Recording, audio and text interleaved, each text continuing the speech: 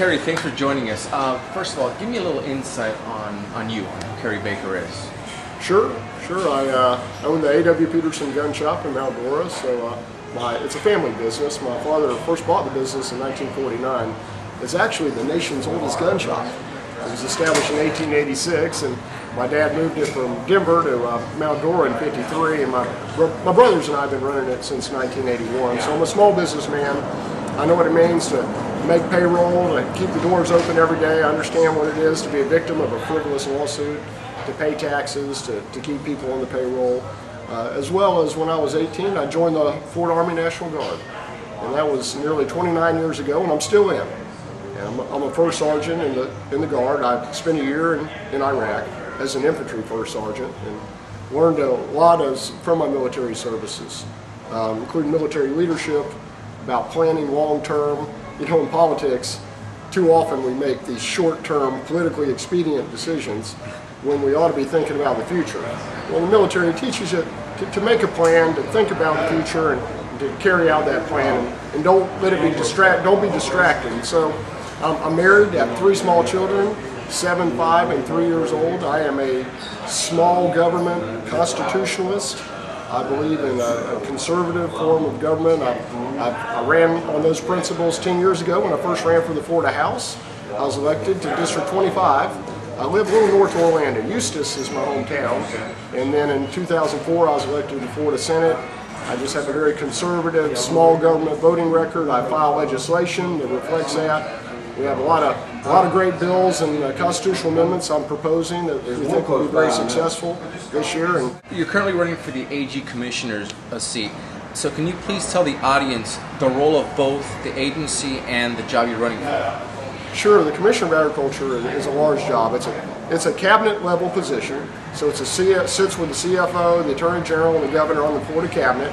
Makes a lot of statewide decisions. Votes on a lot of issues, including where the next power plant's going to be, where we're going to buy the next large piece of property, insurance issues, agency rules, as well as the Commissioner of Agriculture oversees the department, which oversees agriculture, which is our second largest industry, is second only to tourism, as well as it oversees every gas station, every auto repair shop, every dance studio, every health club, every travel agent, pest control, and my favorite, it also oversees our concealed weapon permit program. And as a gun shop owner and someone's had a concealed weapon permit for 17 years, you know, I believe that we need to have a commissioner that not only believes strongly in protecting agriculture and has a business experience background like myself, who can ensure that when we regulate these small businesses, that not only do we protect the consumer, but we ensure we don't do too much onerous, burdensome regulation on the small businesses.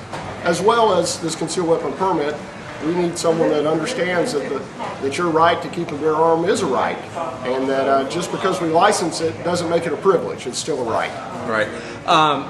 As far as this Everglade buyout of U.S. sugar, do you think that deal should proceed? No, I think it's a bad deal for the state. I think it'll be a bad deal for the taxpayers. I mean, I can tell you that there are plenty of land purchase programs that I've supported, and this one I think is just too expansive. But there's some, obviously we need to clean up the Everglades, we need to clean up Lake Okeechobee, but currently the way it's structured, I just think it would be way too costly for the taxpayers. Okay, I want to talk about a big pressing issue it's going to be in the forefront now, immigration. Where do you stand on immigration? Do you support any form of amnesty for illegal aliens? No amnesty. You can't have amnesty. As soon as you grant amnesty, it totally discredits the system forever. So, you know, we need some comprehensive reform, but it cannot include amnesty. I mean, I'm all for folks working here legally, and I've filed legislation in the past. Matter of fact, this year, I have a bill that addresses amnesty. These are not amnesty, illegal aliens. Right now, the state of Florida is costing the taxpayers nearly $4 billion. To pay for their children in our public schools, to pay for hospitals and other assorted governmental benefits. And quite frankly, we can't afford it. So while I'm for a legal guest worker program, I am totally 100% against amnesty.